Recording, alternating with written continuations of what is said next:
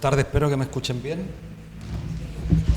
Y espero también que esta clase tenga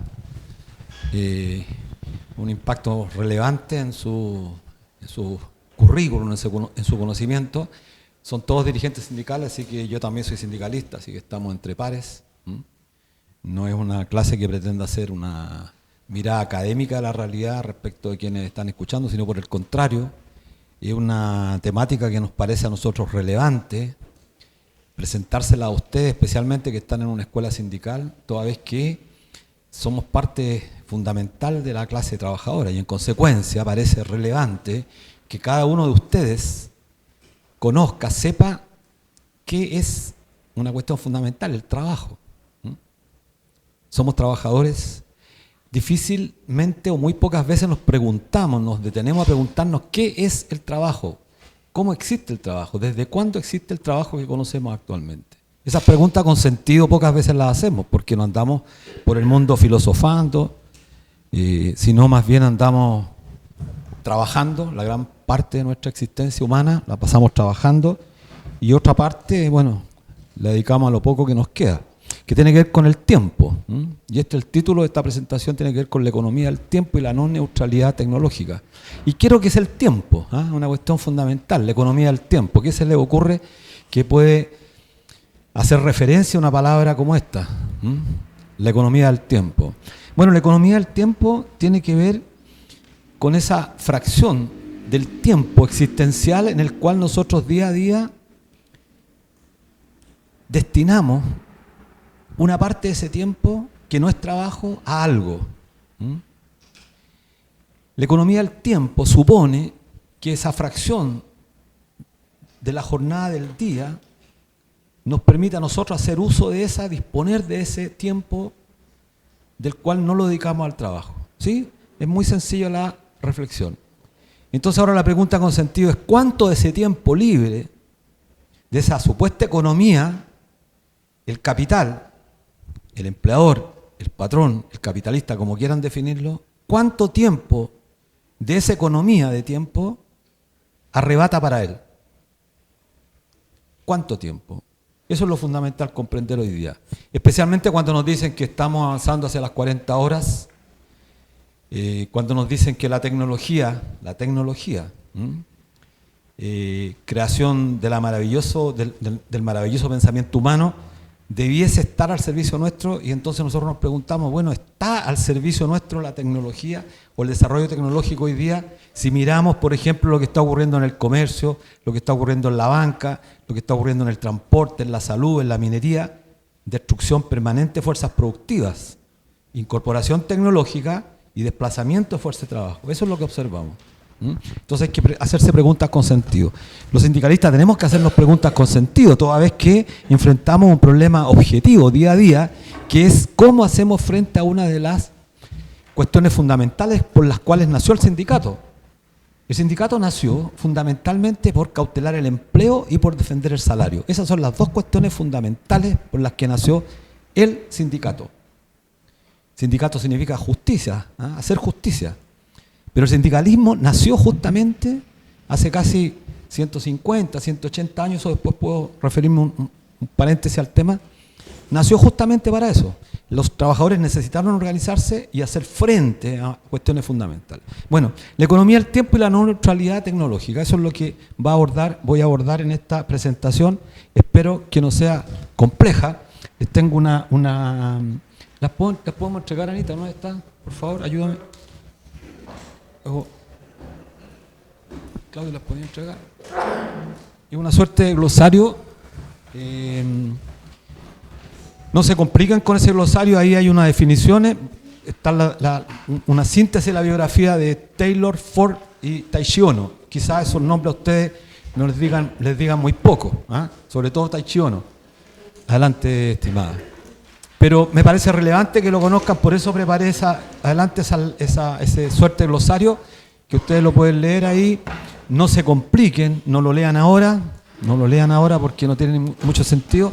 En el transcurso de la semana le voy a enviar, le prometí a los alumnos, les voy a mandar un documento que estoy preparando, y ese documento va a servir para que complementen con esta hojita y con la clase de hoy, para que puedan tener una visión más general.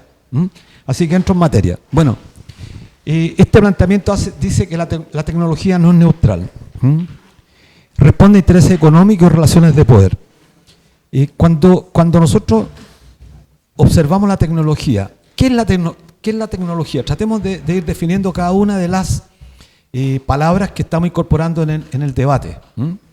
Es muy frecuente, yo soy profesor, es muy frecuente que demos por sabidas muchas cosas y a veces no significamos los conceptos como corresponde. Entonces, seguimos avanzando en un conocimiento que se va construyendo sobre muchas dudas, sobre muchas cuestiones no resueltas, y eso es grave. Bueno, la tecnología, el uso, en realidad la tecnología se entiende como el uso de herramientas que escapan a la mano del sujeto, del hombre, para facilitar el desarrollo de ciertas cosas, de ciertas habilidades, de ciertas destrezas. La tecnología no es de ahora, la tecnología ha existido hace muchos años, desde los griegos, incluso antes de los persas existe la tecnología. La palanca es parte de la tecnología. Ustedes seguramente en la enseñanza básica y en la enseñanza media vieron muchos aspectos de la tecnología. Pero cuando estamos hablando de la tecnología nos estamos refiriendo a la tecnología de los últimos tiempos, particularmente esta tecnología que produce transformaciones, produce cambios. Existe una disputa histórica por el control del tiempo y el conocimiento del trabajo. Eso es lo que la tecnología de alguna manera ha tenido como fin, como objetivo. Y aquí también señalamos algunas cuestiones que en esta introducción que son importantes. La productividad ha crecido más rápido que las mejoras concretas para los trabajadores, eso lo vamos a ver más adelante, y la innovación organizativa ha servido fundamentalmente para fortalecer la rentabilidad del capital. ¿Qué queremos decir con esto? ¿Qué entendemos por productividad? Productividad es hacer más cosas en el mismo tiempo que las hacíamos en un determinado momento. Es decir, si nos demorábamos 5 horas en hacer un determinado trabajo y hoy día con incorporación tecnológica nos demoramos la mitad, quiere decir que la tecnología sirvió justamente para hacer más eficiente el trabajo de los seres humanos. ¿Sí?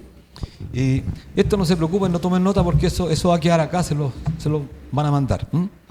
Y entonces cuando hagámonos la siguiente pregunta como sindicalistas: si en una jornada laboral de 8 horas en una determinada empresa o servicio se produce X cantidad, pero incorporando tecnología se produce el doble de productividad o de servicios, uno tiene que preguntarse entonces, ¿se generó un excedente con el aumento o con la incorporación tecnológica?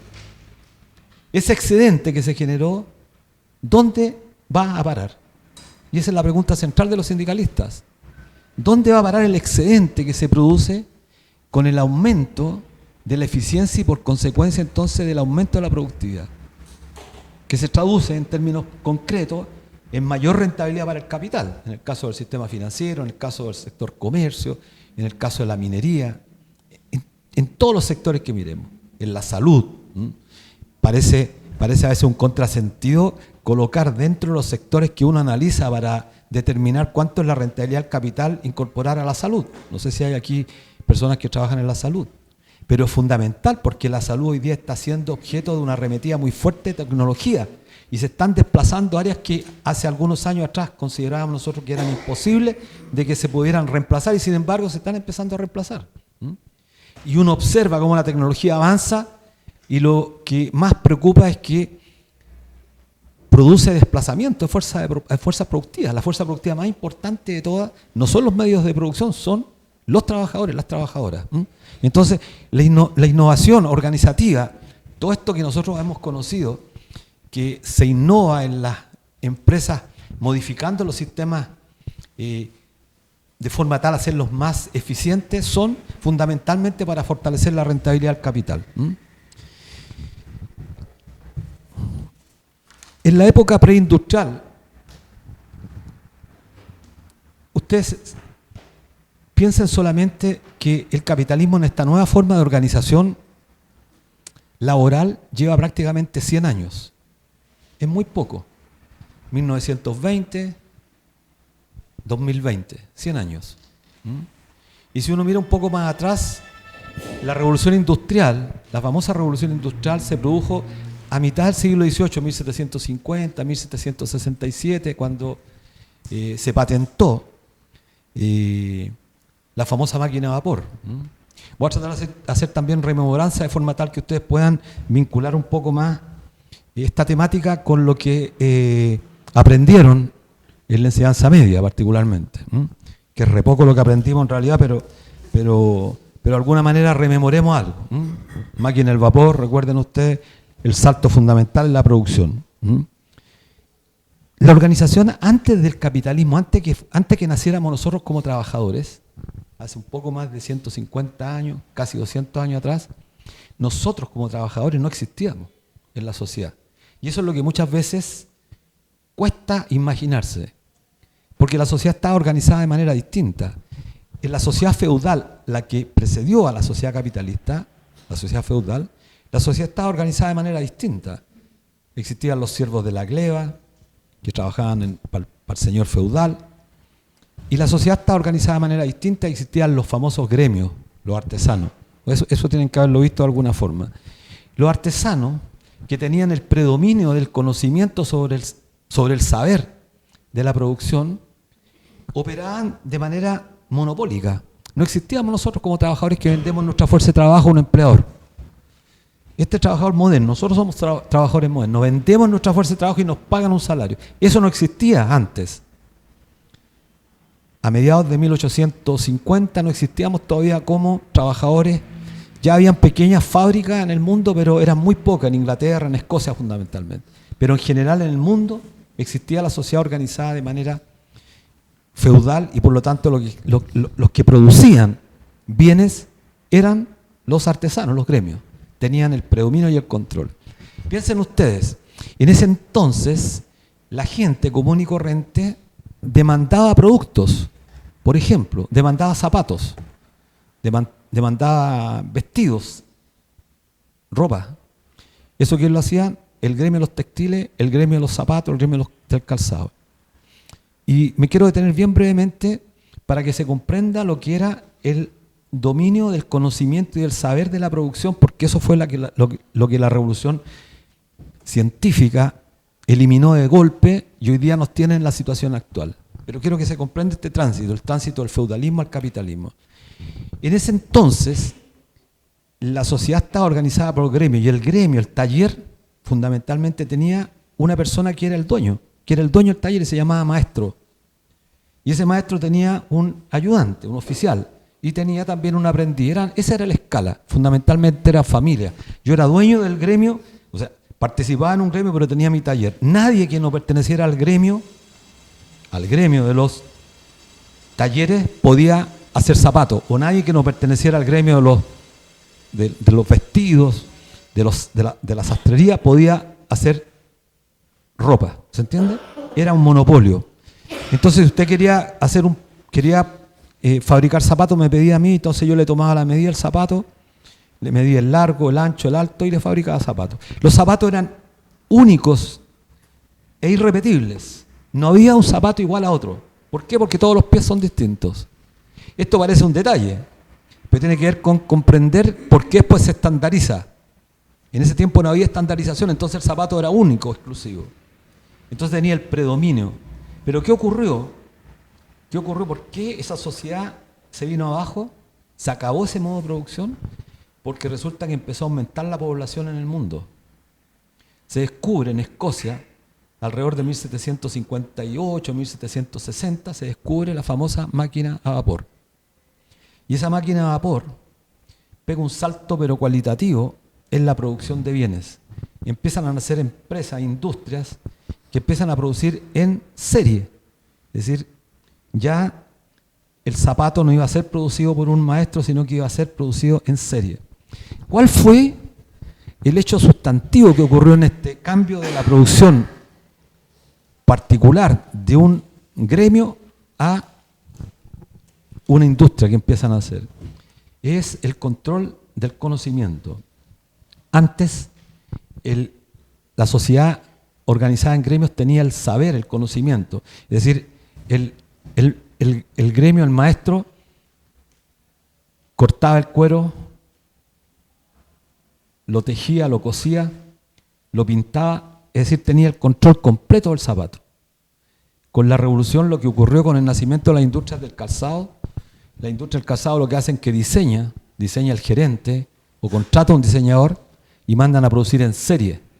Entonces la fábrica, el trabajador perdió el conocimiento del producto que finalmente vende o produce.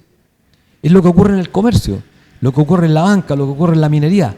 Cada vez los trabajadores fuimos perdiendo dominio y saber sobre lo que producíamos. ¿Por qué? Porque se segmentó la producción, se fragmentó y al fragmentarse perdimos conocimiento del producto, del bien que estábamos produciendo. Entonces, cuando aumenta la demanda, lo que se produce es que el artesano propiamente tal, el que producía zapatos, el que producía vestuario, fue justamente superado por este desarrollo de la industria, por el desarrollo de la máquina a vapor.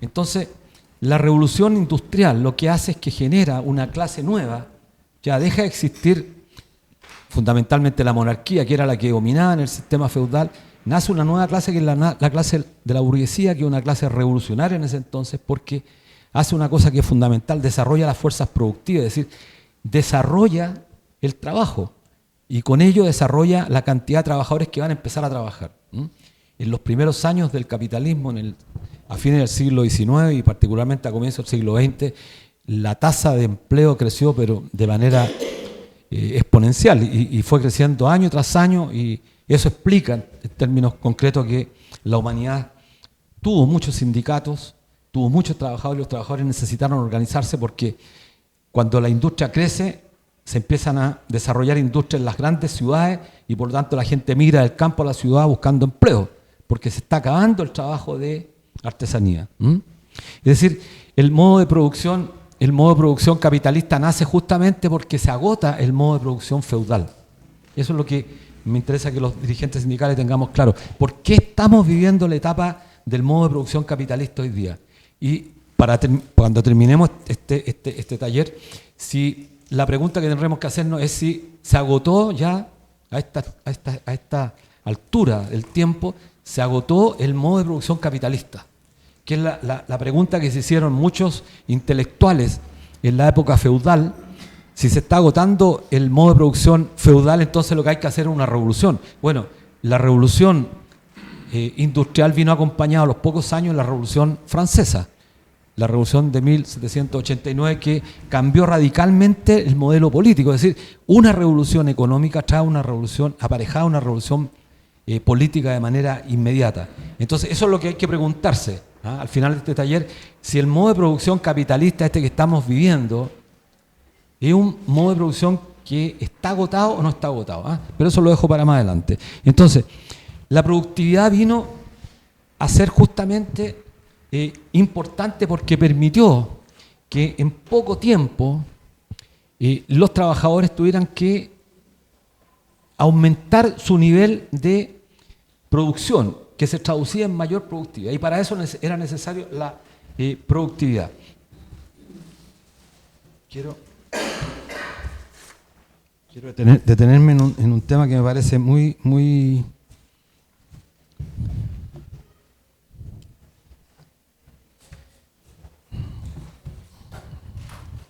bueno, cuando nace la organización ya industrial, las empresas, las fábricas empezaron a llenarse de trabajadores justamente porque se produjo un cambio revolucionario. Entonces, en menos de 30, 40 años, las ciudades se llenaron de fábricas porque empezaron a darse cuenta que como la población había aumentado, era muy interesante construir, por ejemplo, el desarrollo de la industria textil, que fue una de las primeras industrias que se desarrolló hace 200 años, igual que la industria del acero, la industria siderúrgica, etc. ¿Por qué? Porque la máquina a vapor permitió producir justamente en serie, y ya no se producía individual o mecánicamente. Esa fue la lógica que desplazó a ese tipo de industria.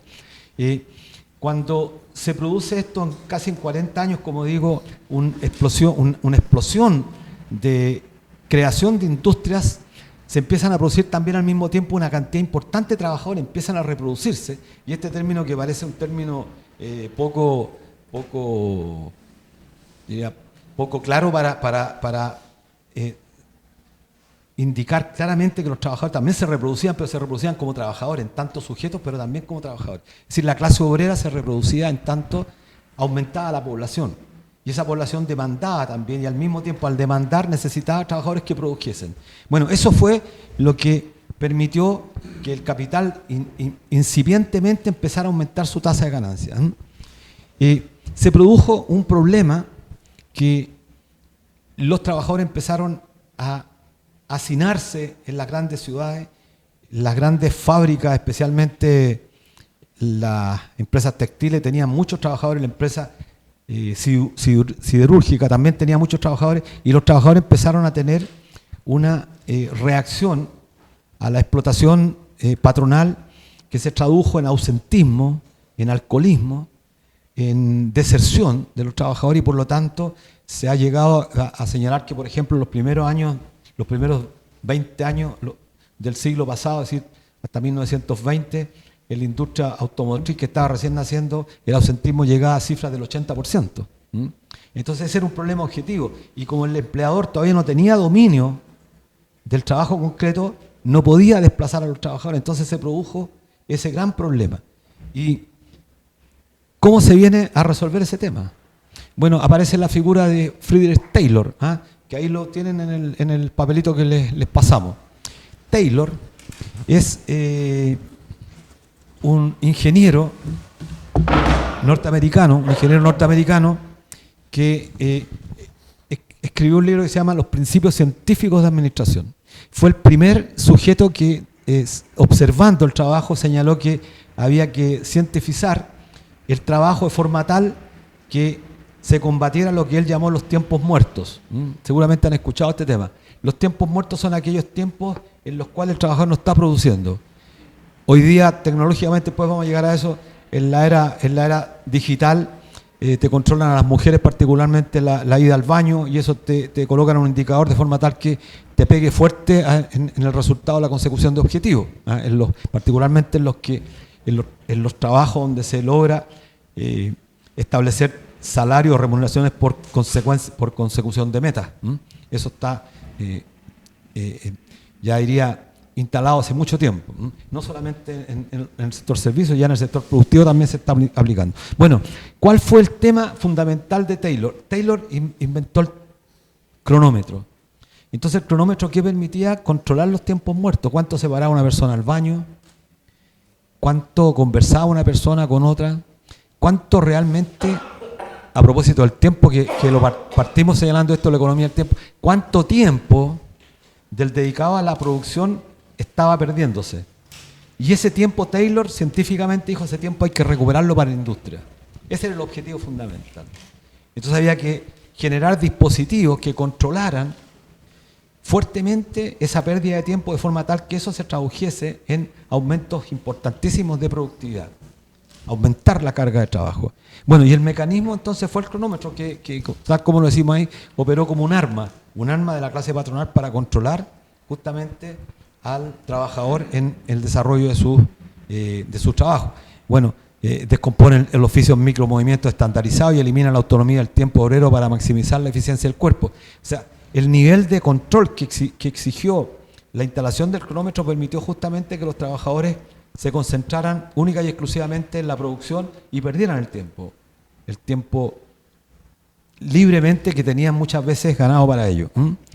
Bueno, eso tuvo una crisis de agotamiento. La crisis de agotamiento, bueno, depende del control visual de un capataz y genera una resistencia humana pasiva difícil de quebrar. Los trabajadores trataron de oponerse a principios del siglo pasado a esta imposición, pero tuvieron serios problemas porque, y aquí lo más relevante, aparece Ford, Henry Ford, seguramente ustedes también de nombre lo han escuchado, ahí también está su nombre en el papel, pero Henry Ford fue quizás uno de los empresarios, de los industriales más revolucionarios en términos de implementar un mecanismo que fue absolutamente, bueno, revolucionario, como digo, en el tiempo, porque le quitó no solamente el control del tiempo al capataz y se lo entrega a una máquina, sino que la línea, usted no sé si vieron la película Tiempos Modernos de Chaplin. Esa película es buena que la vean ahora con más años algunos, con la experiencia que tienen, pero que la vean tranquilamente y van a comprender perfectamente cómo Ford instaló la cadena de montaje, y esa cadena de montaje tenía un objetivo fundamental, que era evitar los tiempos muertos. Entonces, en el periodo anterior, un trabajador que trabajaba en una fábrica tenía que pararse a buscar una llave para apretar un perno, así es decir. Entonces calcularon cuánto se demoraba de aquí a buscar la máquina, la herramienta. 6, 7 metros, volvía 6, 7 metros más, 14, ¿cuánto se demoraba eso? Y ocurre que a veces se equivocaba de llave, tenía que volver 14, 14, 28. Ese tiempo muerto se tradujo en dinero, se traducía en dinero para Ford. Entonces dijo, eso hay que eliminarlo. Entonces, ¿qué hizo? Inventó la correa transportadora. Entonces ya el obrero no tenía que pararse, tenía que apretar la tecla aquí y apretar. Es la película, la parodia que hace Chaplin de la forma de explotación que había en el tiempo del Fordismo. Pero Ford también fue sumamente revolucionario en la implementación del trabajo para arrebatarle a los trabajadores el fundamento principal. Exigió como condición para que trabajaran en su fábrica que no formaran sindicatos. Fue una de las exigencias más importantes, no formar sindicato y no participar en sindicatos. Pero aplicó la política del $5 Day, que es una política de $5 diarios. Y esos $5 diarios se pagaron de la noche a la mañana, cuando el promedio de las remuneraciones en Estados Unidos era de $2,23 más o menos. O sea, todos ganaban $2,23 y él pagó $5 diariamente. Con una condición, que pagaba la mitad hoy día 25 y mañana 0,25 o 25,25. Y si tú faltabas el otro día, perdías el beneficio. Era un incentivo coercitivo al mismo tiempo, tenía la coercitividad parecido a lo que tenemos hoy día, de formas distintas. Pero eso hizo que los trabajadores, como era un aumento salarial relevante, no quisieran perder los $5 y por lo tanto redujo fuertemente el ausentismo laboral. Ford dice, bueno, la literatura señala que Ford en eso ha sido el más revolucionario, porque logró bajar promedio entre 80% de ausentismo que había en Estados Unidos, lo bajó prácticamente al 2% en un plazo récord, en menos de un año. ¿Por qué? Porque efectivamente había un incentivo monetario. Esto a Ford se le criticó harto porque la competencia, bueno, ustedes conocen Ford Motor Company, que está en la ciudad de Detroit, se decía que iba a quebrar al poco andar porque el nivel de costos salariales que tenía era tan alto que iba a ser imposible que pudiera tener rentabilidad. Bueno, pero no fue así, porque aumentó fuertemente la productividad, los trabajadores empezaron a laborar mucho más, entonces el excedente que se generó por aumento de la productividad le permitió a Ford pagar el salario de 100% prácticamente que había aumentado. ¿Y qué hizo Ford? Además, se dio cuenta que los obreros de sus fábricas tenían más recursos, entonces les dijo, compren ustedes el auto. Entonces les vendió el famoso Ford T, que es el auto de la transformación revolucionaria en la industria automotriz. Pocas veces los trabajadores sabemos que el desarrollo del capitalismo fundamentalmente en los Estados Unidos parte de la industria de Ford, y por algo Ford es tan importante. Hoy día quizás para los más jóvenes que están acá no les resulte llamativo o curioso de que la Ford sea importante, porque hay otras marcas japonesas, coreanas, que son tan relevantes como la Ford hoy día, y marcas europeas. Pero en su momento la Ford fue la empresa más grande del planeta, y no solamente porque además se creó a la par prácticamente con ellos la Chevrolet, la GMC Chevrolet Motor Company y la Chrysler, otra industria importantísima. Entonces, Michigan, que era el estado donde estaba concentrado fuertemente la industria automotriz en el norte de los Estados Unidos, generó un desarrollo gigantesco, grandes ciudades. Miren, Detroit fue una ciudad que llegó a tener más de 6,5 millones de habitantes, una ciudad muy grande, más grande que Santiago, muy grande y muy moderna. Después de la crisis, ahora, hace 20 años atrás, con la crisis, esa ciudad tiene menos de 3 millones de habitantes,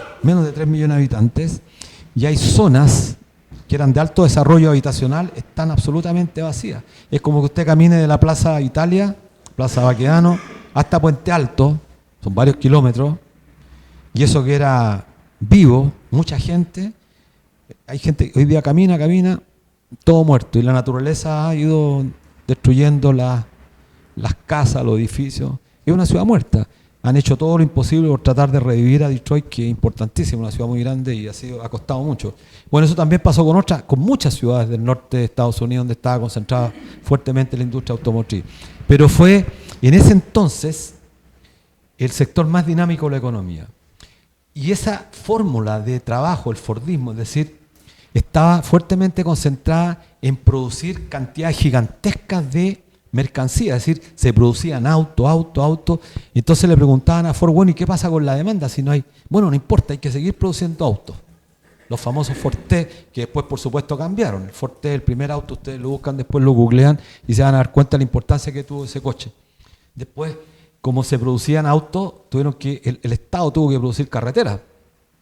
Y al producir carreteras entonces se aumentó las obras públicas y por lo tanto se generó empleo. Entonces ahí nos damos cuenta, y esto es relevante para comprender que la industria manufacturera genera empleo.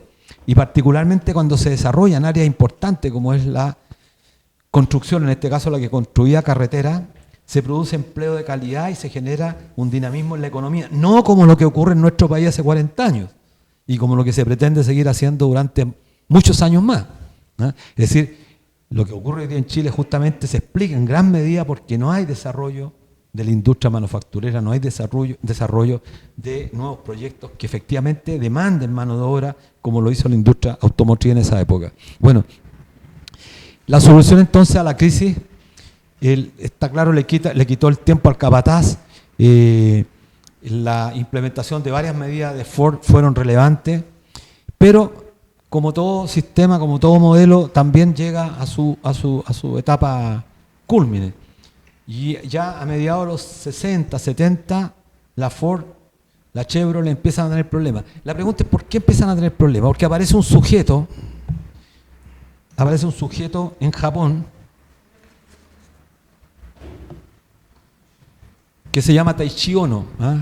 Taiichi Ohno, quizás muchos no lo han escuchado nunca, porque en realidad en el colegio pocas veces lo pasaron, en la universidad tampoco lo pasaban. Bueno, Taiichi Ohno fue un ingeniero que una vez visitando Estados Unidos en un supermercado famoso en Nueva York, mientras estaba comprando se dio cuenta que una persona sacó una caja de leche. Este es un accidente trivial, o sea, un hecho trivial, pero que detonó lo que Japón es hoy día. Aunque parece, por eso muchas veces nosotros nos reparamos en que la ciencia a veces parte justamente de observar un hecho trivial para nosotros y que para otros puede ser sustantivo y genera un salto cualitativo en la humanidad. Bueno, este hecho es importante, por eso lo cuento, porque es relevante que lo conozcan. Taiichi Ohno estaba mirando en un supermercado, entonces ve cuando una persona saca una caja de leche, o una botella de leche en ese entonces. Y se dio cuenta que al rato después vino un sujeto y puso la botella de leche que había sacado esta persona. Y se fue. Entonces se puso a pensar y ahí inventó lo que se llama la Kanban, que está también en el papelito que ustedes hacen. Y que hoy día, después de muchos años,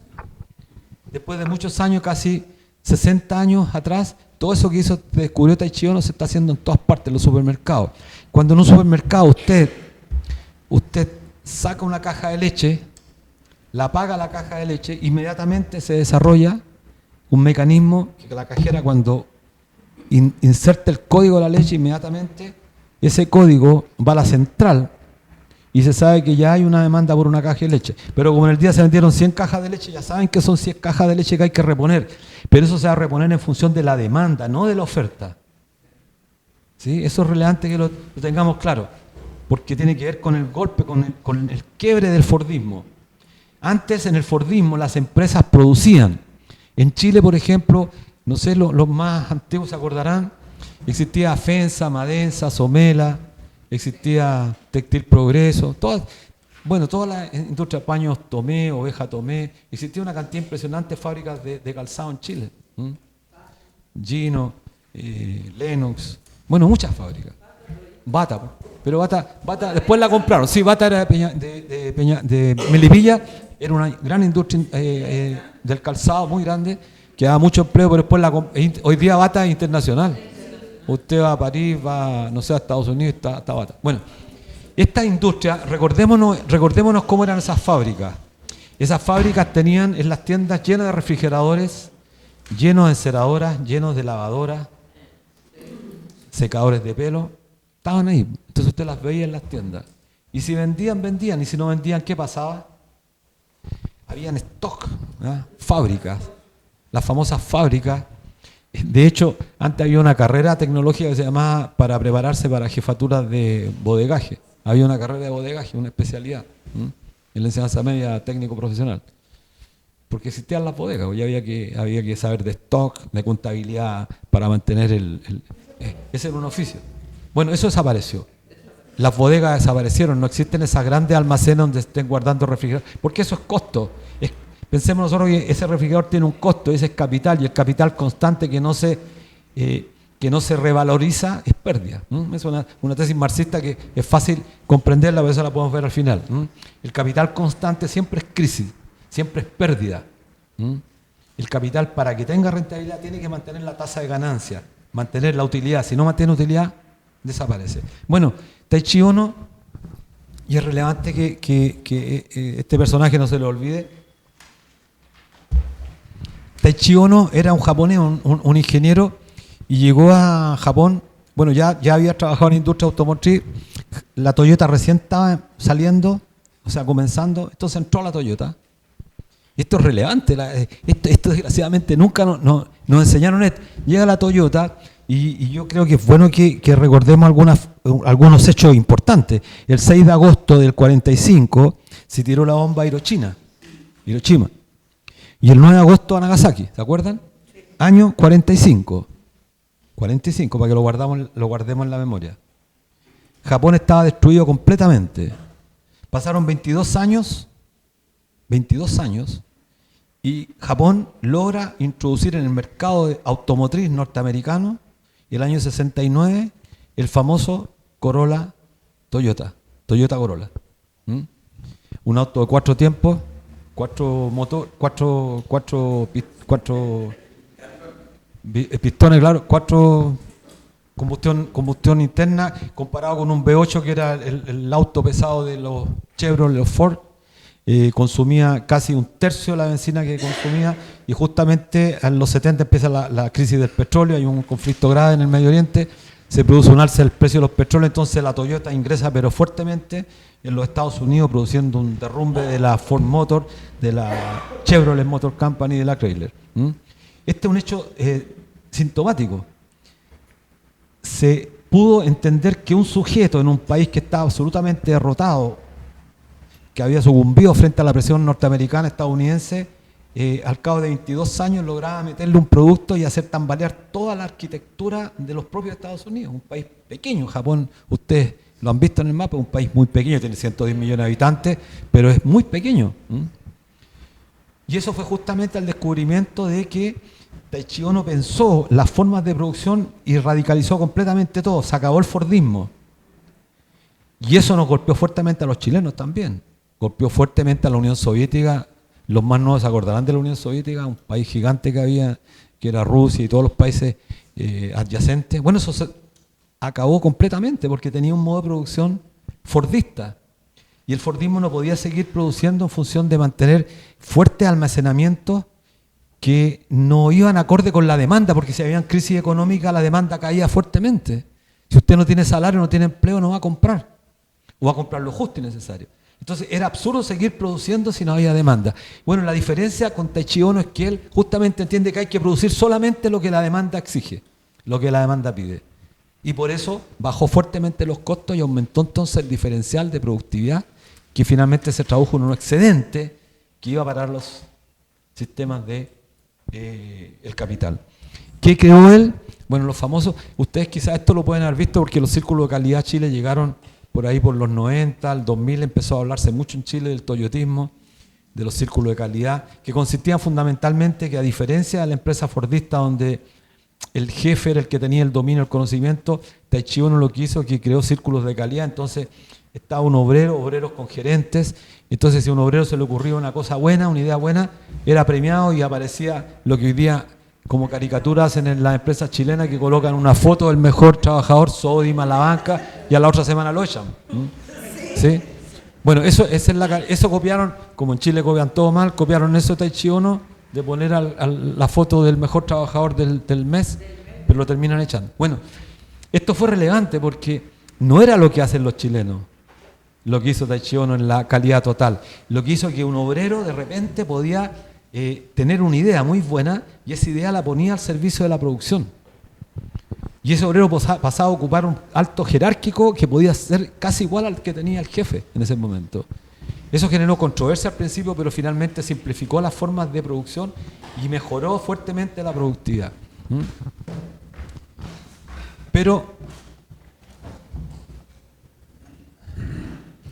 también se produjo una suerte de agotamiento porque el sistema del toyotismo, el sistema de Taichi Ohno, encontró una gran dificultad, que el modo de producción que tenemos en el mundo, el modo de producción dice relación con la forma que nosotros producimos y con los resultados que esto genera.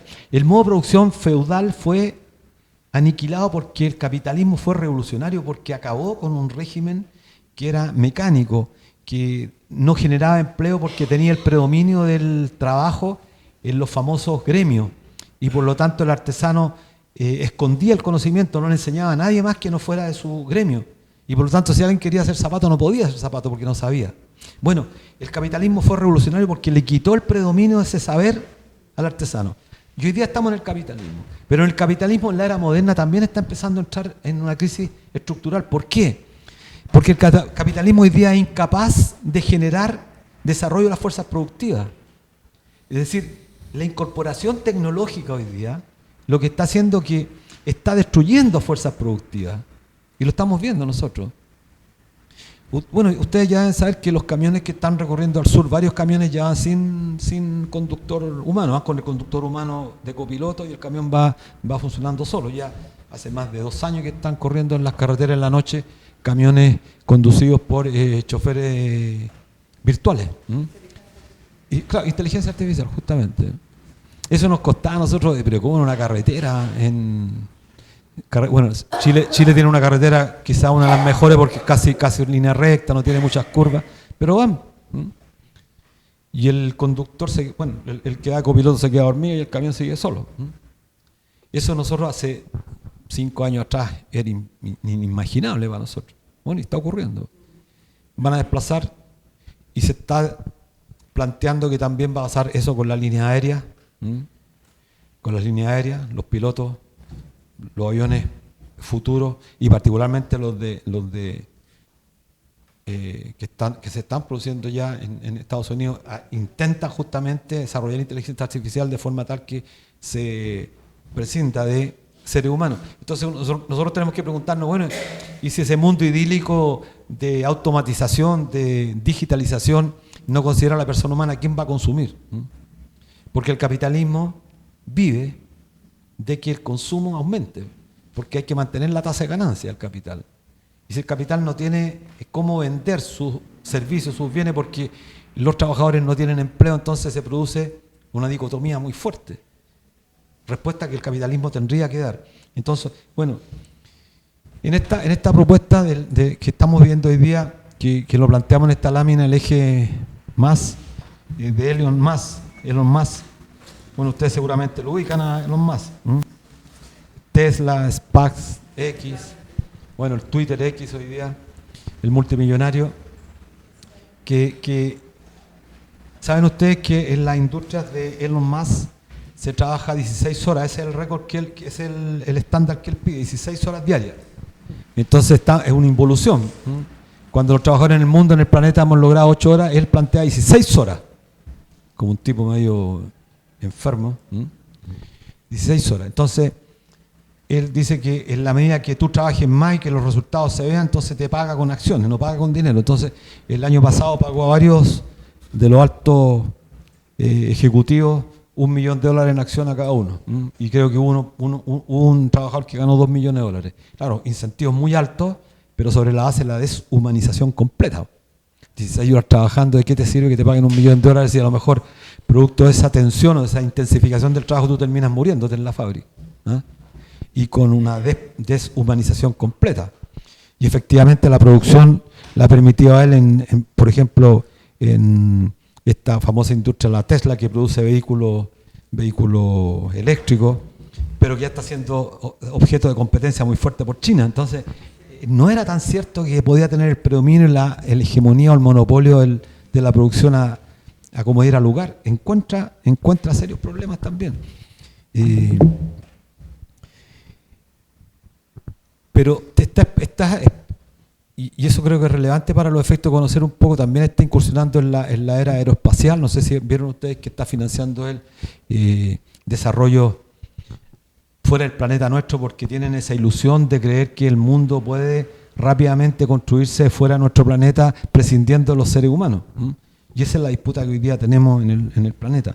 Entonces, bueno, el reloj, el cronómetro fue el instrumento sobre el cual se controló la productividad en una época importante, ya lo dije, en el Fordismo. Bueno, Taylor lo inventa y el Fordismo lo desarrolla. ¿Y cuál es el instrumento por el cual fue reemplazado el cronómetro? Es por el algoritmo. Hoy día el algoritmo está en todas partes, está en los lugares más recónditos de nuestras relaciones. O sea, hoy día con el celular te pueden controlar los dispositivos que han instalado en la empresa para aumentar o controlar la producción o la productividad, son brutales. Entonces hoy día estamos mucho menos libres de lo que estaban los trabajadores en la antigüedad. El algoritmo es algo que te persigue por siempre. El uso permanente de inteligencia artificial hoy día te permite a ti que el empleador, producto de estos dispositivos, pueda saber qué está haciendo, ya se sabe cuáles son nuestros gustos, y por lo tanto están orientando la producción justamente a satisfacer esas necesidades sobre la base de enajenarte cada vez más.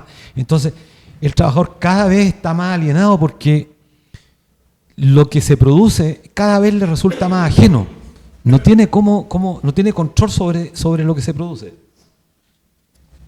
Y consume no solamente para vivir, sino que además tiene que consumir para no quedar marginado del proceso casi cultural que existe o sea, nosotros no podríamos prescindir del celular hoy día, porque quedamos absolutamente marginados, incomunicados, no podemos. Y ocurre que esta tecnología que resulta prácticamente casi fundamental para nosotros, al mismo tiempo se convierten en instrumento de dominación de quien tiene el poder de este instrumento, es decir, quien tiene el control del medio de producción, es quien justamente tiene el poder sobre nosotros. Y volvemos a la vieja discusión si los medios de producción, cuando están en manos de pequeños capitalistas, constituyen el problema central para el mundo del trabajo, y particularmente para los sindicatos. Porque los sindicatos luchan por el salario y luchan por el empleo. Y ocurre que la tecnología cada vez desplaza y destruye más puestos de trabajo. Entonces tenemos un problema grave los sindicatos. ¿Cómo hacer frente a esa realidad? Un sindicato cuando se enfrenta a la negociación colectiva frente a los empleadores, frente a los patrones, necesita mejorar las condiciones materiales de sus representados. ¿Eso qué implica? Mejorar los salarios. Pero resulta que los empleadores, en este país particularmente, donde el ingreso del 1% está concentrado, o sea, el ingreso efectivamente del 1% más rico de este país captura casi el 50% de la renta nacional, siendo el país más brutal de toda América, no de América Latina, de toda América, y siendo el país que tenemos la concentración más brutal al mismo tiempo. Es decir, pocos grupos manejan prácticamente toda la economía. Eso no existe en otros países, no existe en Europa, incluso en los propios Estados Unidos hay normas que regulan la concentración. Y en nuestro país la concentración es brutal y eso genera serios problemas para el desarrollo de este país. Entonces, yo ni sé cuánto, no tomé el tiempo, pero...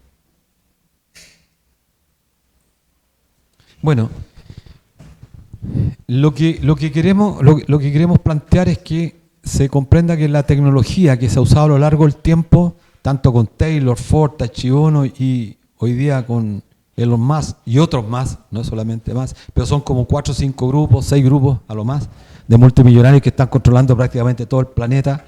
Pensemos nosotros que 6 grandes multimillonarios de Estados Unidos controlan casi, se decía hasta hace poco que controlaban más del 8% del producto, solamente ellos. Y si se tiene presente que Chile, de la torta general, no alcanza ni siquiera el 1%. O sea, si hacemos una torta del producto mundial, Estados Unidos captura como el 24%, China como el 19%, la India como el 14%, Brasil el 3%, Rusia el 3%, Argentina el 0,9%, Chile está por debajo del 0,5%. O sea, no alcanzamos para hacer en la torta los gráficos. Somos una dispersión estándar. ¿Eh? Si hay que hacer un gráfico, nosotros no aparecemos en los números, aparecemos por allá lejos, porque somos un país pequeño. Pero entonces imaginemos nosotros que 6 o 7 grupos multimillonarios concentran casi algo similar a lo que controla toda la India, que es un país gigante, y que tiene mucha tecnología además. Entonces, cuando decimos que la tecnología no es neutra, porque siempre la tecnología manifiesta y expresa una relación de poder. Es quien tiene el control de los medios de producción, quien tiene el control también hegemónico de la sociedad en su expresión más completa. Los trabajadores en ese sentido, bajo el dominio de la tecnología hoy día, somos prisioneros de alguna forma del predominio que tiene la tecnología en el mundo del trabajo. Y eso requiere de repensar las estrategias para poder resolver y superar ese estadio en el que nos encontramos hoy día. Como digo, hay el taylorismo, el fordismo, el toyotismo, y la inteligencia artificial responden a una misma lógica histórica de control. Y esto es muy relevante porque son prácticamente 100 años. El capitalismo, tal como lo conocemos nosotros, tiene como 220 años. El capitalismo había ya empezado a tener manifestaciones por ahí por el siglo XVII, en Florencia habían nacido los bancos, pero como capitalismo no se había desarrollado todavía, existían manifestaciones del capital expresado en esta forma de acumulación. Como digo, los bancos en Florencia. Holanda ya en el siglo XVIII había empezado ya a expandir su mercado financiero, pero todavía de manera incipiente. El salto cualitativo lo pegan en la segunda mitad del siglo XVIII, 1750, con la revolución industrial, pero esto no se expresa de manera inmediata, porque no es porque descubrieron la máquina de vapor en Escocia y al otro día ya el capital, no, ese es un proceso. Y de hecho primero se desarrolla en Escocia, Inglaterra y después Francia. ¿Y por qué tiene tanto impacto en estos países? Uno a veces tiene que preguntarse por qué se produce la revolución industrial en Inglaterra o en Escocia, mejor dicho, Gran Bretaña, y por qué no se produjo en Francia. ¿Por qué no se produjo en Italia, en Alemania, en Chile? ¿Por qué? ¿Podríamos preguntarnos por qué? ¿Por qué se descubrió la máquina de vapor ahí?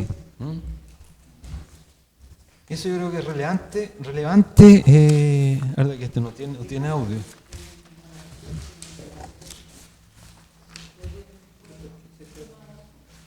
¿Por qué creen ustedes que nació? La máquina de vapor no es una causa, es una consecuencia. Es decir, era tal la necesidad cuando el feudalismo no daba el ancho, no era incapaz de resolver la demanda porque la población estaba aumentando. Entonces, 100 personas necesitaban zapatos, pero los gremios eran incapaces de producir zapatos para 100 personas. Pongo el ejemplo para seguir con los zapatos. Eso ocurría en todo orden de cosas. En la industria textil, en los sombreros, había una industria muy fuerte de los sombreros, en los paraguas. No daban abasto porque la población seguía creciendo y los gremios seguían produciendo lo mismo. Producían en serie. Era mejor calidad, pero producían en serie.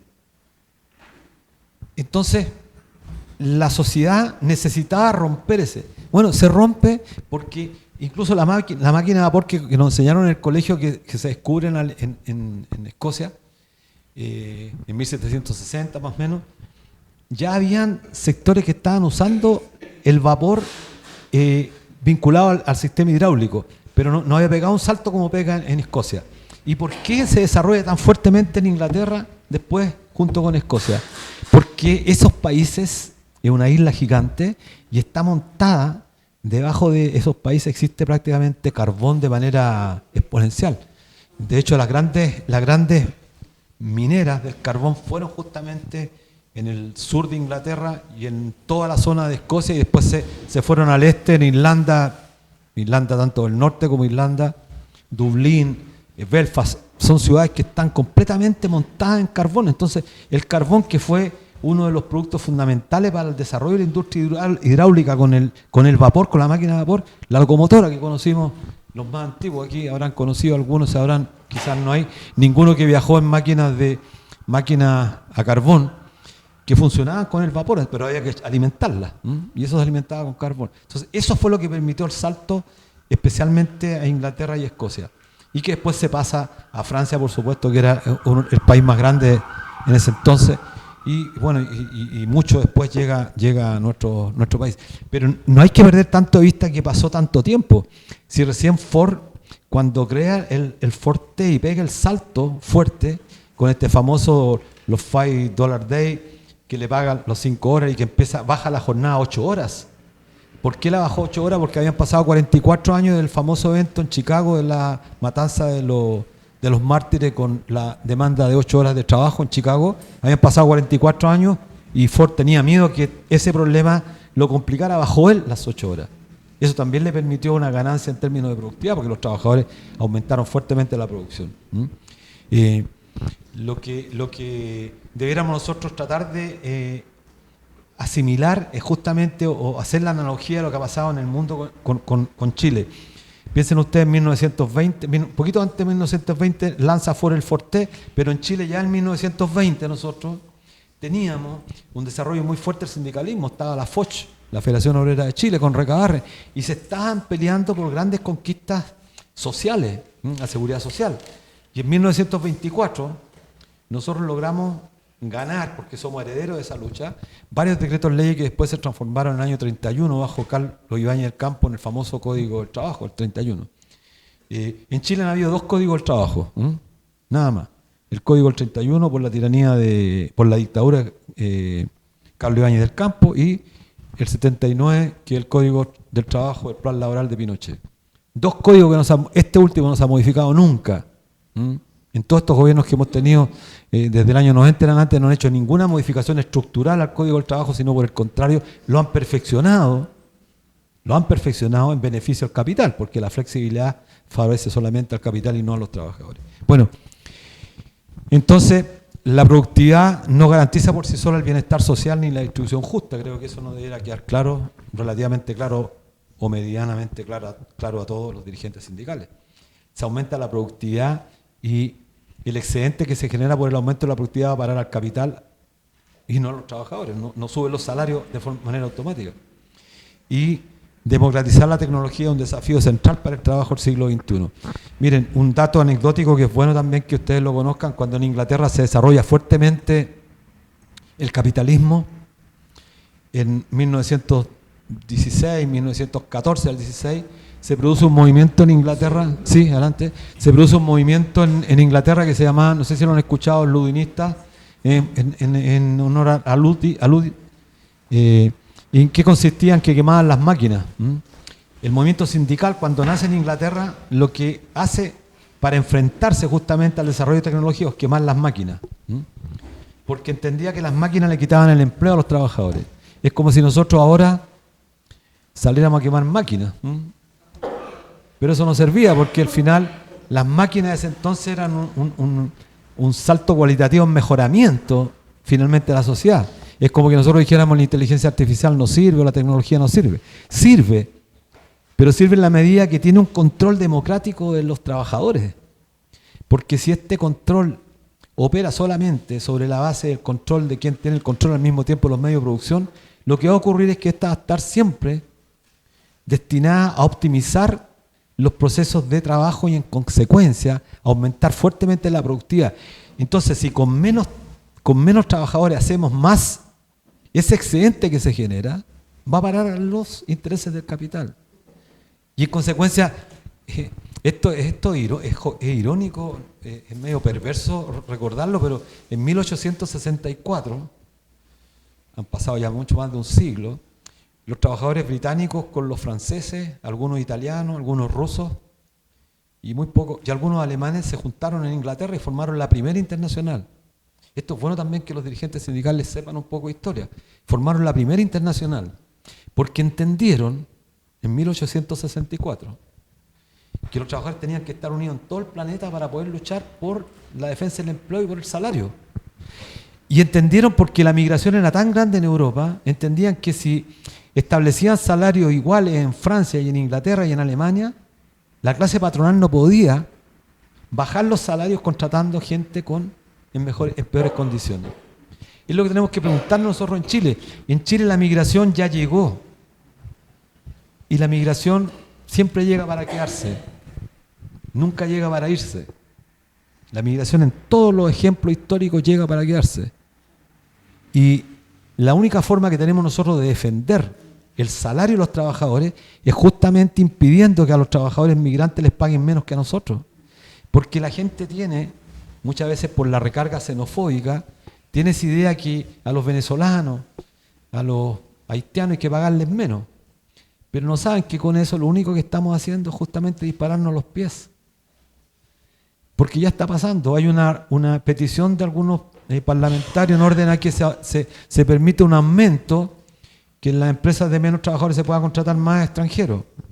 Y en el agro, ustedes escucharon al representante de la CNA, de la Sociedad Nacional de Agricultura, que hizo un paralelo, el famoso señor Walker, que era ministro del gobierno de Piñera, dijo, no, pero los migrantes en el campo no los toquen. Es decir, hay que echar a todos los migrantes, pero los migrantes del campo no los tocan. ¿Por qué? Porque les pagan salarios que están muy por debajo del mínimo. Entonces, ¿eso contra quién conspira? Contra los chilenos. Y esta discusión la tuvieron ya los dirigentes sindicales en Inglaterra, como digo, en 1864, y acordaron todos juntos que la única defensa para la fuerte migración que se producía era justamente estableciendo un salario único y beneficios para todos. Bueno, eso es lo que tenía como presentación, un poco desordenada, pero si tienen preguntas, estimados compañeros, compañeras.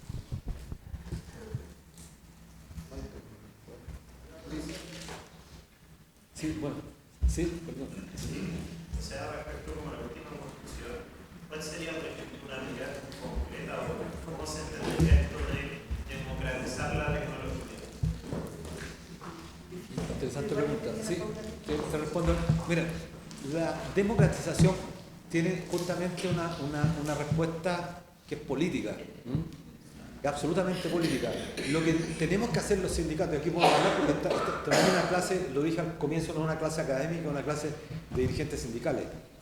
Lo que tenemos que hacer los sindicatos de una vez por todas es zafarnos, pero de verdad, de aquellos amarres que nos tienen prisioneros, de aquellos partidos políticos que reproducen un discurso mentiroso y que en la práctica no hacen más que validar y consolidar este modelo de hostigamiento hacia la clase trabajadora. Y lo digo con mucha propiedad y a lo mejor aquí puedo estar tocando algunos sensores y lo digo particularmente con aquellos partidos que permanentemente pregonan estar del lado de la clase trabajadora y sin embargo cuando hay que votar medidas como por ejemplo el salvataje de la ISAPRE o la consolidación del sistema privado de atención a AFP, estuvieron todos juntos.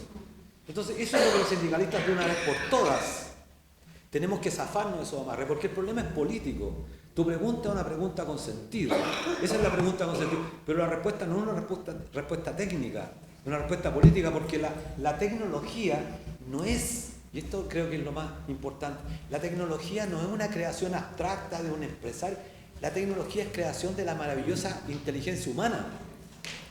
O sea, la tecnología es esto de humanidad, porque detrás de la creación de esto hay vida humana. No hay, la inteligencia artificial por sí no es capaz de crear riqueza. Muy por el contrario. Miren, y esta reflexión es relevante, estimados compañeros y compañeras, es relevante que la hagamos. La inteligencia artificial no solo no crea riqueza, sino que destruye riqueza. ¿Saben por qué? Porque destruye fuerza productiva. Y la única fuerza productiva capaz de generar riqueza somos nosotros. ¿Por qué? En tanto productores y en tanto consumidores. Generamos riqueza en tanto construimos bienes y servicios, generamos riqueza. Pero también generamos riqueza cuando consumimos, porque el capitalismo vive justamente de la capacidad de producir y vender. Sin compradores el capitalismo se destruiría. O sea, si el día de mañana todos los trabajadores decidimos mañana, un solo día, no comprar pan, bueno, quiebra la industria de las panaderías, la harina, el trigo, etcétera. O si decidiéramos un par de días no ir a ningún supermercado, lo más probable es que los desestabilizaríamos rápidamente. O si dejáramos de pagarle a los bancos. Yo soy bancario, bueno, aquí ando con dos compañeros bancarios. La banca es la industria que obtiene, después de la minería, la más alta tasa de rentabilidad. Y miren, un ejemplo a propósito de la pregunta tuya, que es relevante.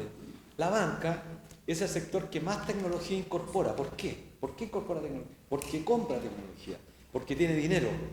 Una empresa chica, claro, compra mucho menos tecnología porque no tiene capital y porque se demora mucho el tiempo en sustituir esa inversión que hizo. Bueno, nosotros la banca no. La banca compra tecnología de alto nivel, de punta, desplaza fuerza de trabajo. ¿Saben? Por ejemplo, lo invito a que piensen ustedes, los bancos están cerrando sucursales. El Banco Santander ha cerrado ya más de 240 sucursales. Ha despedido más de 4.000 trabajadores. Y entonces uno se pregunta, bueno, ¿para qué la pregunta tuya? ¿Para qué sirve la tecnología? Pues? Esos 4.000 trabajadores que están en la calle. Y además, los trabajadores que logran niveles de eficiencia en la producción no tienen garantizado el puesto de trabajo porque justamente los algoritmos te persiguen. Entonces, si tú en un momento determinado no cumples con los estándares que ellos te exigen, no califique y por lo tanto te despiden. Y eso está ocurriendo muy frecuentemente en casi todas las áreas de la economía. Eso espero haberte respondido. ¿Sí? En este caso, el tema sindical, yo una vez tuve una reunión y se habló del tema de que los sindicatos no se están desarrollando como hoy en día se están desarrollando el trabajo. O sea, nosotros nos estamos quedando atrás al pensamiento. O sea, ¿cómo ahora, con la implementación de que se está generando, hablando en el sentido de un trabajo más tecnológico, de un trabajo más corto, de un formato de trabajo más acortado, en este caso la ley de 40 horas, cómo nosotros como sindicatos, como dirigentes sindicales, nos ponemos en ese lugar? O sea, cómo nosotros luchamos, en este caso con la alza de despidos que están causándose a través de la tecnología que se está desarrollando. Porque como mismo usted decía, en los tiempos de la revolución industrial, mucha gente se quedaba con que, oye, me van a quitar el trabajo, voy a perder el trabajo, una máquina va a hacer mi trabajo. Pero muchas veces esa máquina, cuando se echaba a vender, necesitaba 3 personas más y la producción era mucho mayor, la demanda era mucho mayor. Hoy en día estamos pasando ese mismo proceso, pero como nosotros como sindicatos nos metemos en ese ámbito, porque en pocas palabras el pensamiento sindicalista está quedándose atrás. Por eso es que hoy en día en Chile el sindicato no está pegando en la empresa, al contrario se está yendo para atrás. Bueno, la pregunta, esa es otra pregunta muy compleja con nosotros. Yo trabajo en el sistema financiero y yo soy dirigente también de una organización, la Confederación Bancaria, y estamos tratando de formar sindicatos, por tanto los sindicatos que sean del sector servicios vinculados al sistema financiero, que hoy día es muy amplia la gama del sistema financiero, seguro, bueno, y todo lo que conocemos. Porque nosotros tenemos la tesis que en la medida que los sindicatos se fortalezcan sobre la base de avanzar en demandas que son muy sentidas.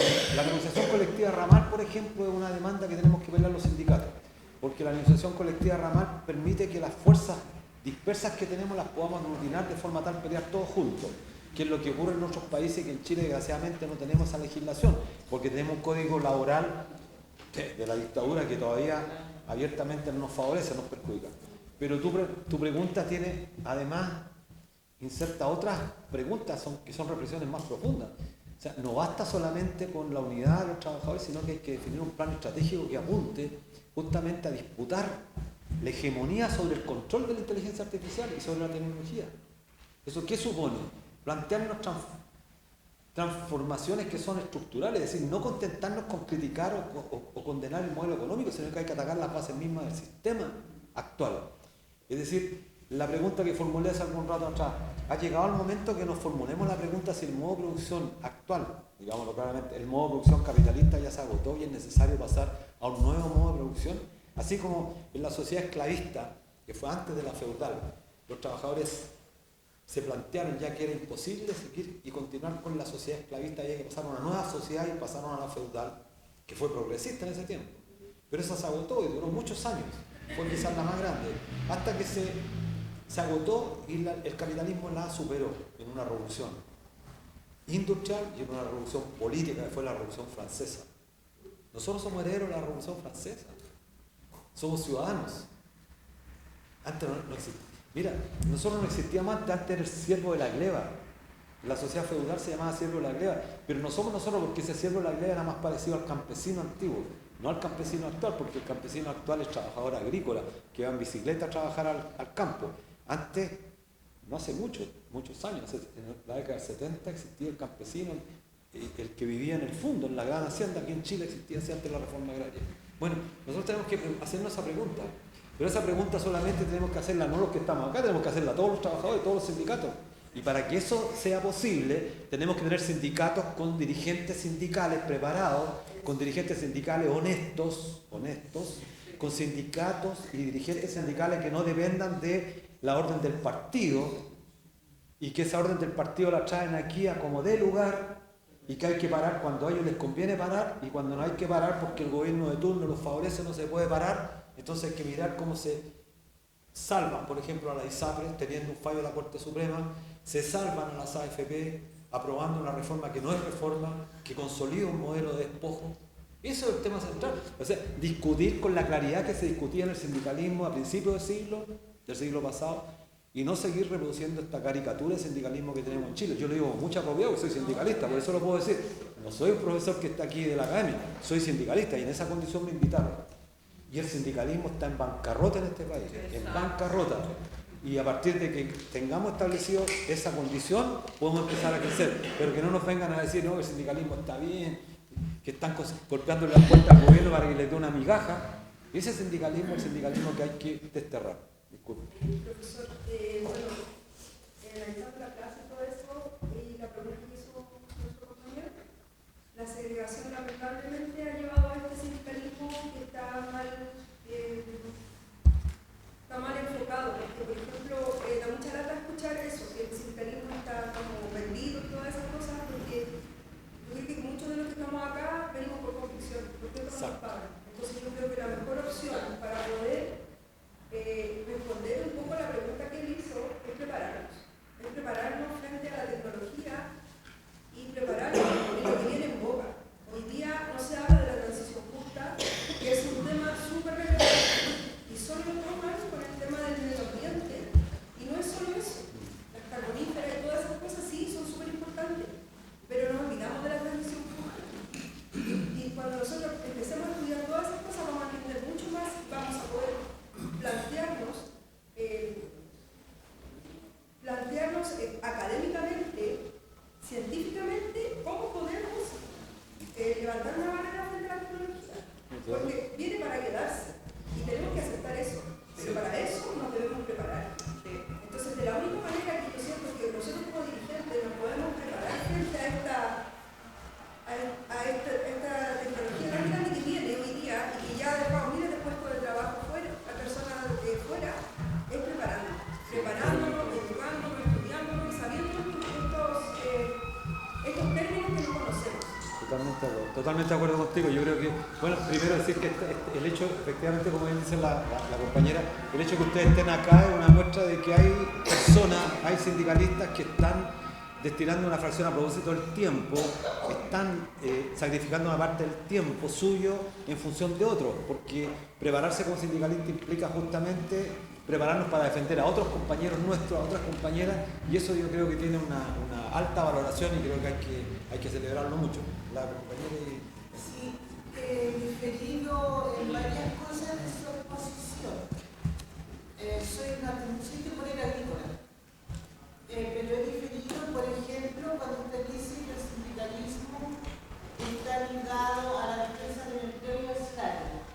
Yo espero de que muchos de los que estamos acá hemos logrado ver que no es solamente el tema de la defensa del salario y el empleo, sino que recuperar, ¿cierto? O hemos recuperado, tenemos en nuestra mente la necesidad de que la organización sindical se involucre con lo que pasa en la sociedad en su conjunto.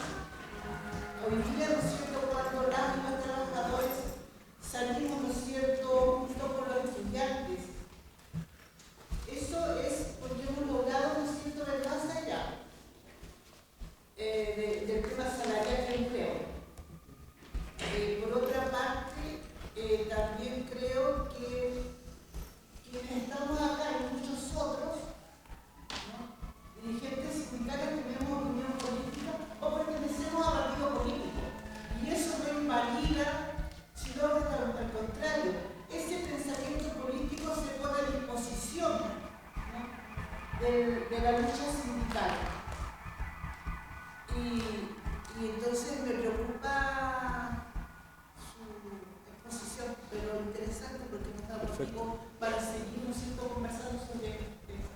Sí, me parece muy bien que lo diga, me parece muy bien porque suele suceder con mucha frecuencia que los activistas y los funcionarios políticos, los partidos operan justamente para controlar, y eso es relevante que lo tengamos claro.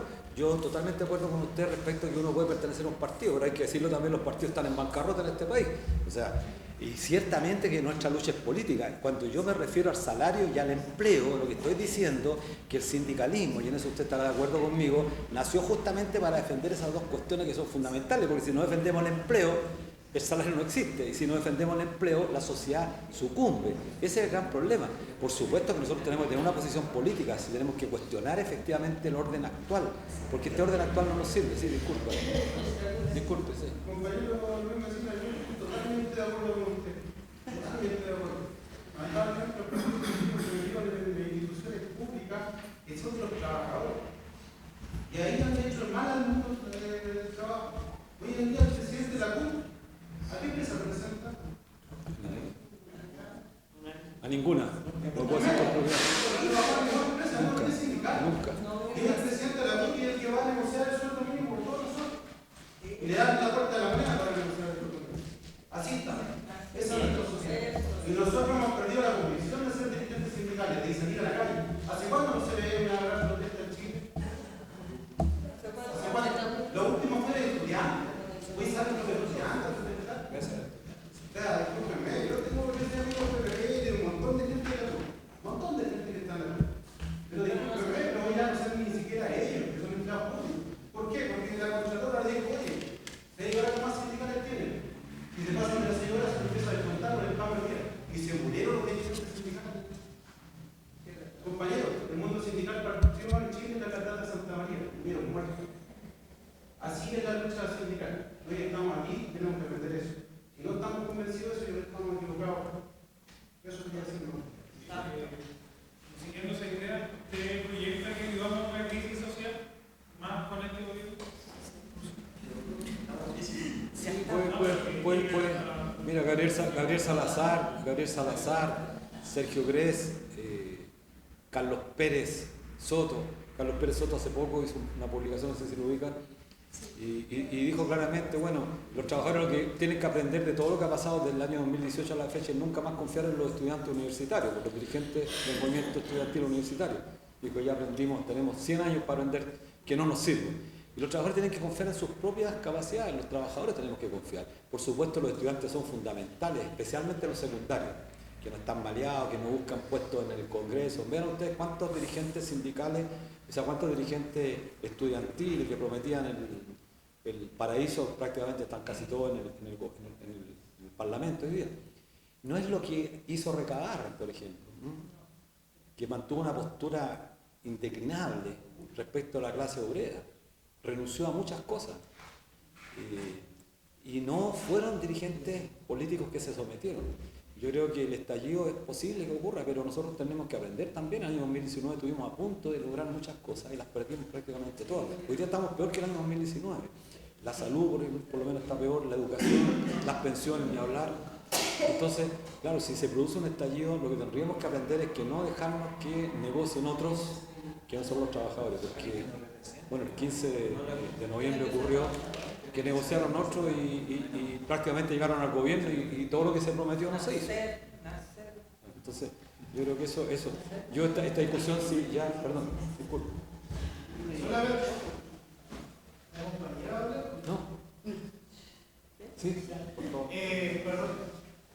Yo creo que lo que falta en general es conocimiento de la historia sindical. Eso es fundamental, conocimiento y preparación de los propios trabajadores en base a los derechos laborales, porque, o sea, hay una cantidad de trabajadores que conocen sus propios derechos y empezamos a automatizar, empezamos a hacer cosas y vamos dañando el trabajo del otro.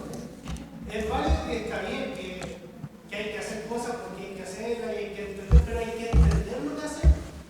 Hoy día un colega me pedía que hiciera cualquier cuestión, no sé qué. Yo dije, escucha, no es la forma de pedir la solicitud, porque no hay un respeto por la persona, porque el individualismo de la sociedad ya no hay una representación, o sea, se ha perdido el colectivo. Yo creo que eso de perder el colectivo también ha sido brutal en nuestra sociedad, en base al capitalismo.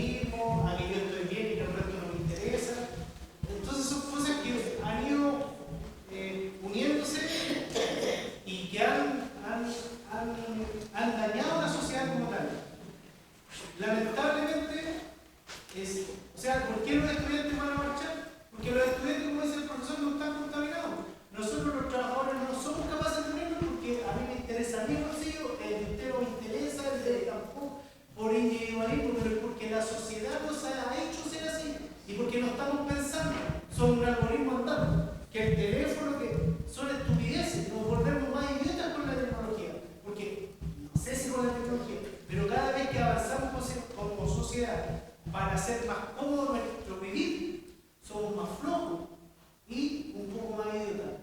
Se nos olvida pensar y se nos olvida pensar en los demás y pensamos solo en nosotros mismos.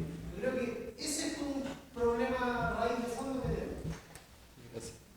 Oye, perdón, sí, colega, compañero, porque ya no hicieron el tiempo. Yo creo que esto de plantear que los dirigentes que tienen opinión política o que pertenecen a un partido político son como marionetas de los partidos políticos, creo que es minimizarlo bastante. Creo que somos todos, todas los que somos dirigentes, tenemos la capacidad de decidir, ¿no es cierto?, por el camino por el cual vamos a andar.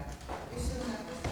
Y lo otro es que yo espero que de día que terminemos, ¿no es cierto?, esta escuela, seamos capaces de hablar vulgar y no de andar apuntando, compañeros, acá habemos varios dirigentes y dirigentes que somos de la CUT y que ayer estuvimos marchando, estuvimos en las calles como los profesores allá.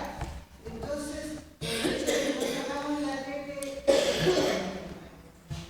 entonces creo que a diferencia, ¿no es cierto?, de quienes somos de la CUT, nunca hemos apuntado, y si ustedes se han dado cuenta camino en la clase, nunca hemos apuntado a nadie, porque lo que esperamos, ¿no es cierto?, es poder, y en algún momento lo puse como ejemplo a las compañeras manipuladoras realmente, y lo vuelvo a hacer, ¿no? El lograr ver más allá de tu orgánica, compañero o compañera, poder mirar, ¿no es cierto?, nuestras demandas, unirnos en propuestas, más allá de quienes estén liderando, más allá de... Eso espero, insisto, de aquí a que termine esta escuela, poder seguir con eso. Perfecto. Un pequeño detalle que estaba escuchando a todos. Creo que hace unos días atrás alguien pidió, yo no quiero señalar con el dedo, ¿por qué no hacíamos estas clases en forma virtual? ¿Ya? Y si estamos hablando de la tecnología y todas las cosas, creo que si nos damos cuenta, todos tenemos una cosa. Pero esto está matando el diálogo entre dirigentes sindicales. Esto que se está haciendo aquí es un paso para poder conseguir muchas cosas que no sea digital, porque aquí podemos ver todo. Tenemos dictámenes, tenemos una distinta cantidad de cosas, pero si las vemos solamente aquí y yo saco mi conclusión de lo que tengo, no tengo la forma de interactuar contigo para poder decir, ¿crees tú que esto es bueno? Esto es lo que se necesita.